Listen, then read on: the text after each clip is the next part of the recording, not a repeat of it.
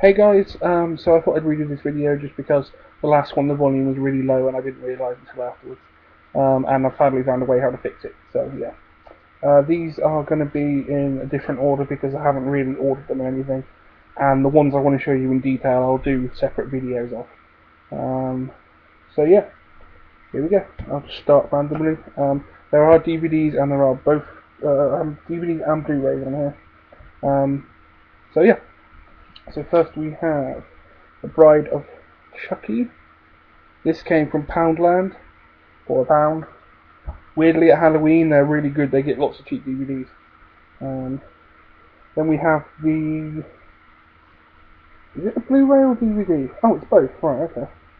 It is the Blu-ray and DVD of The Hunger Games. This is Ellie's. All I can really say is I went into it because it's been lumped in with Twilight because of the books and stuff and the fans, and it's nothing like that. It's a proper movie. There's proper substance to it. I thoroughly enjoyed it. It is an American version of Battle Royale, really, and I'm a huge fan of Battle Royale, so that will always be a better movie to me. Excuse me. But yeah, it was alright, and Ellie loved it, so she picked that up. Next we have Tim Burton's Dark Shadows. Surprised me. I mean, we got this because Ellie wanted to see it, because she thought it looked amazing. I wasn't too fussed about it because, if I'm honest, the last few movies that the Burtons made, other than Sweeney Todd, which was awesome, they really let me down. I didn't see. It just seemed too much style over substance. My thing about Burton I always liked was his characters. He was always the outcast being scared of the real world. They're the weird one, and then there's the normal world, but then the normal world ends up being worse than the outcast.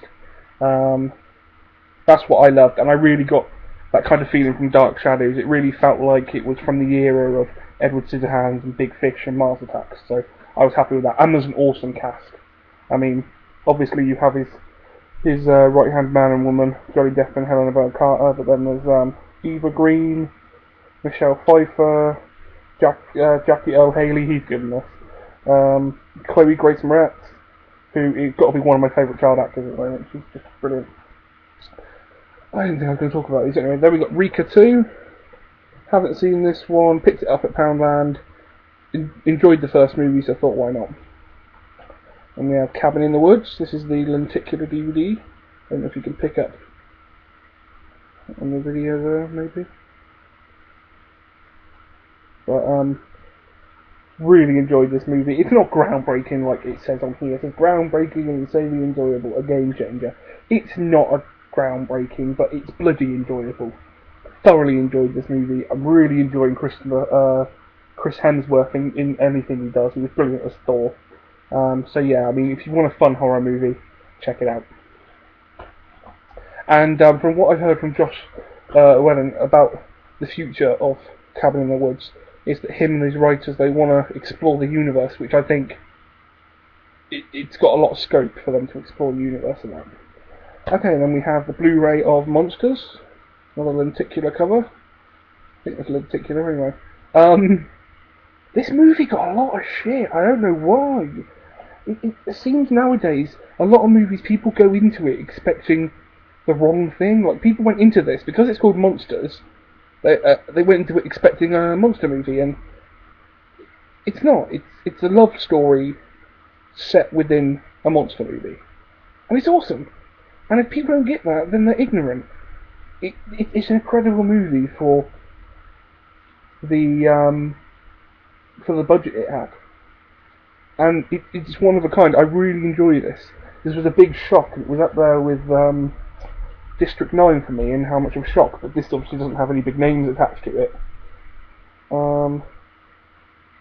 But yeah, thoroughly enjoyable movie. I mean, if you like your horror movies that aren't conventional, check out Monsters.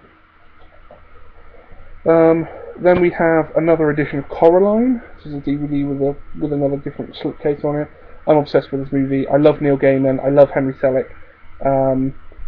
anything Henry Selick's attached to, I am instantly going to eat up, because his style is just incredible. And it's amazing that, as well as the amount of effort and time it takes to make stop motion animated movies, they still deliver on story and design and everything on top of the fact of the effort. So thoroughly enjoyable.